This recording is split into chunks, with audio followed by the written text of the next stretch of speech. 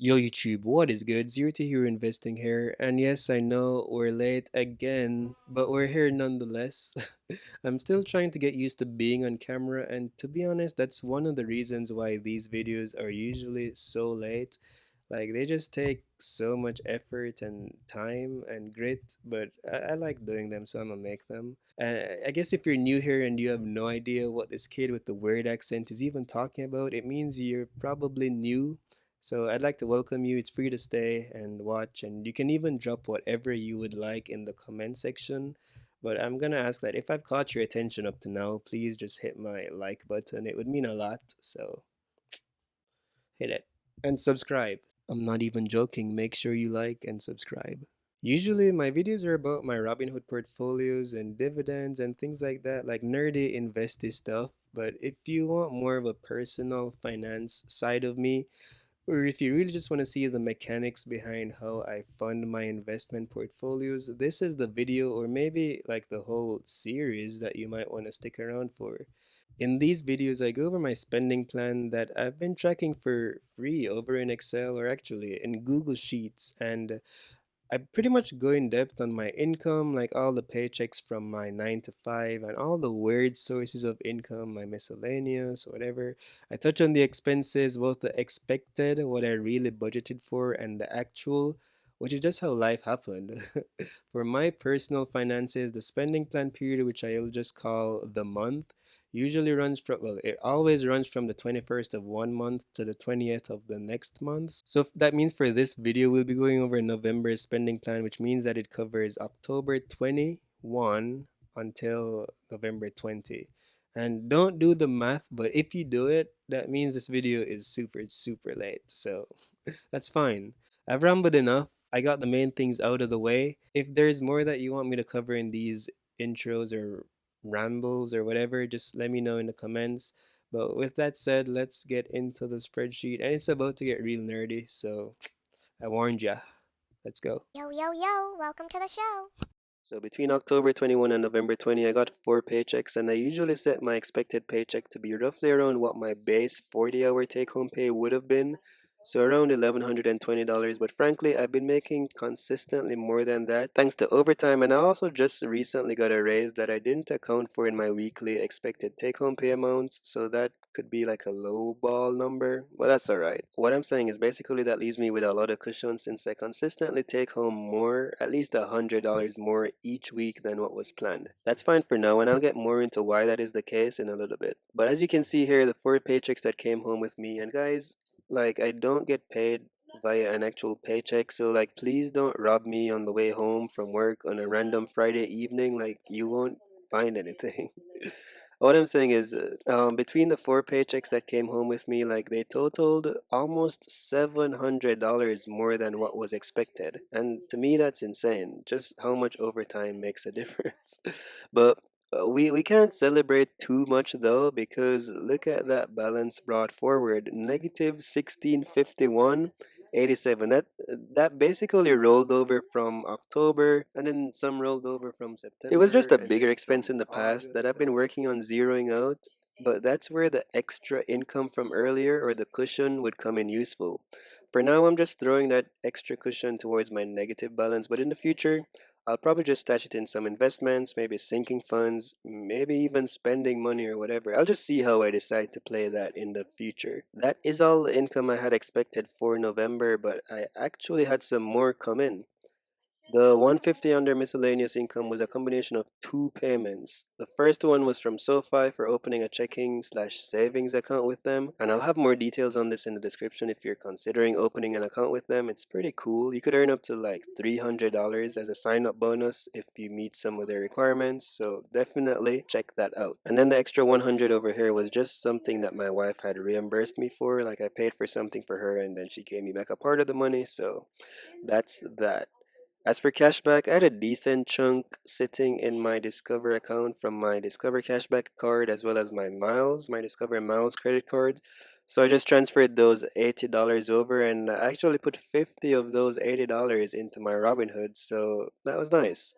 Lastly, as income, I brought in just a hair over $29 across my Discover savings account and my SoFi savings account.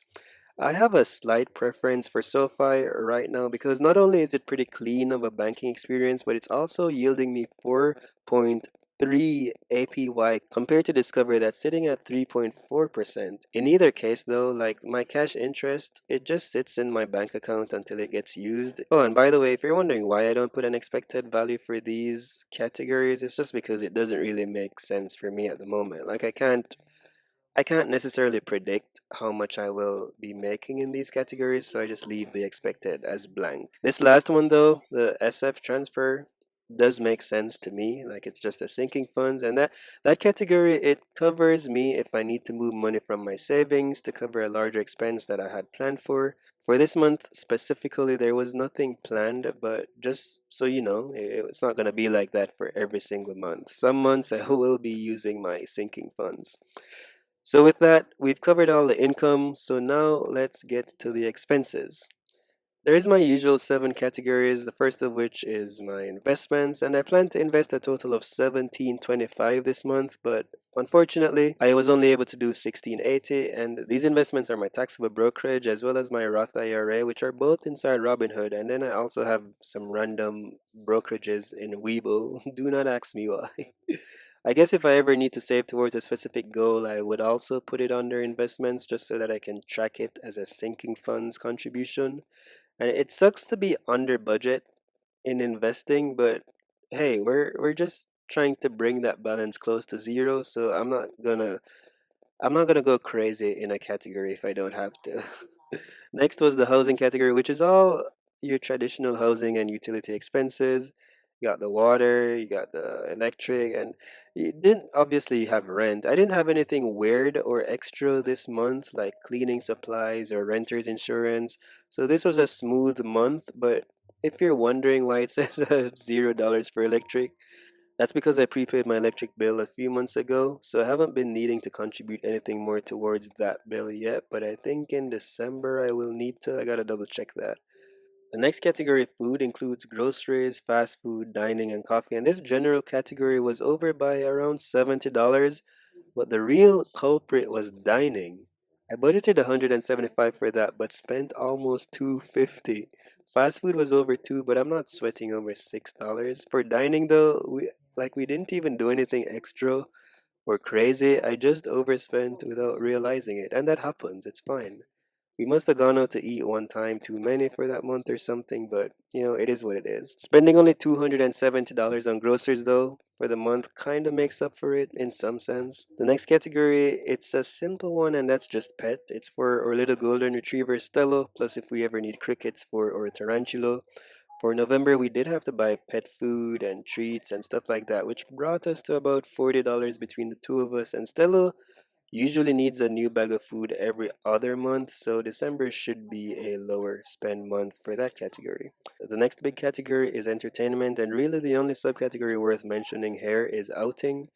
This $26 is a part of what we spent to go to the movies last weekend or the weekend before or something, and we went to see Now You See Me, Now You Don't, and we definitely recommend this, by the way. And we got some snacks and all that. Nothing crazy. It was actually cheaper than we thought it was going to be. So there you go.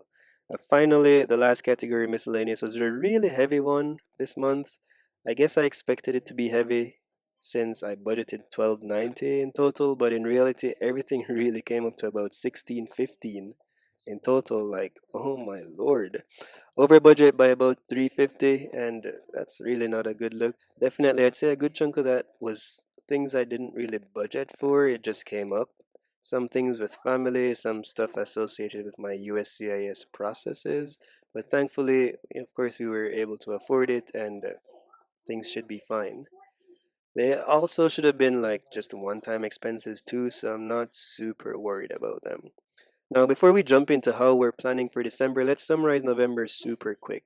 In terms of spend, we expected to cough up about $4,638. However, we spent more than that, about $250 more. However, on the flip side, we also brought in about 1,000 more than we budgeted for. So that puts the overall savings rate, which I calculate as the total invested amount compared to my total take home pay, like from my 9 to 5, at about 31.38%, which isn't bad. I've definitely seen better, I've definitely seen worse. And then for reference, our October savings rate was almost 34%. So instead of going to October, let's go forward and see what things are looking like for December. So for this, we're going to pretend as if we're not already 2 weeks into this. And we have no income. We haven't brought in any income. We haven't spent anything. It's just a blank slate, all right? So starting with our paychecks, similar to last month, budgeting around the 1120 mark. I did bump it up for this first paycheck because at the time I knew I worked overtime, so it was 1350 instead of the usual like standard. And I gave myself an extra $5 because I got a raise. So instead of 1120, it's 1125 across these paychecks. This month is a little special because it has 5 Fridays, so 5 paychecks. And it works out well, like timing wise, because it's the Christmas, it's the holidays, I'm buying gifts, and life just knows to get really expensive. Like I said, I'm 2 weeks into this. There's like so many things I did not budget for that are just already like making me scratch my head. I don't know if I'm gonna make it out of this alive, guys. I don't know. This right here it's an eyesore. It's our carryover. It is getting smaller. It's $930 at the moment, but we will be lowering that hopefully to zero by the end of this month. If not, I think I'll be well, if it's in the negative, I'll bring the negative balance forward. But if it's in the positive, I'll like save or stash the extra money and then just move forward with like a zero starting point, if that makes sense. Nothing budgeted for miscellaneous, obviously, nothing for cashback or interest, but for sinking funds transfer, I do have one payment. I'm just getting my tires changed, and at this point, I did already get my tires changed, so 460 was transferred, or actually, I still gotta do it, but I had to change my tires. It was pretty nice. I think Walmart had some Thanksgiving sale and we made use of that. We actually, my wife and I, we both got our tires changed. Nothing has been actualized yet because we're pretending as if this is on time. So even though I've received 3 of these checks, you know, yeah. For what we're planning to spend, investments just 1850. It's a larger income month, but my investments haven't grown like proportionately, and that's just because there's other things I gotta take care of. Like it's crazy how much life costs. Housing 904, food 575. We did go up some, I guess. Not sure why, but 575 for that without getting into any of the details, which I probably don't even know. For travel, why is that so expensive this month? Well, that has a couple things in there. It has my tires getting changed. That's almost $500 like y'all saw.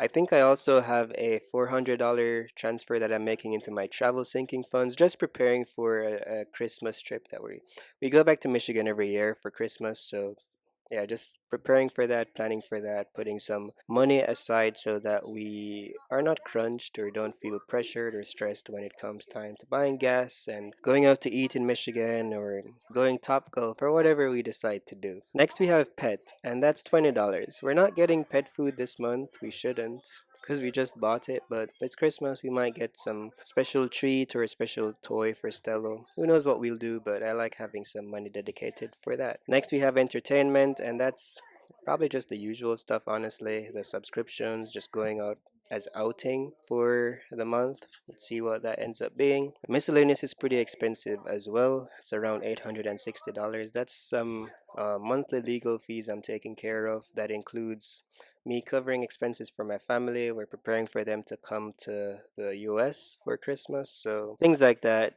brings my total pretty high. So with all that, we're seeing the total spend at around 5330 and our total pay should be around the same 5381. So that means we should end the month around break even, which was the goal, was the intention, was the plan all this time. Like I said, life has been my plan almost means nothing at this point.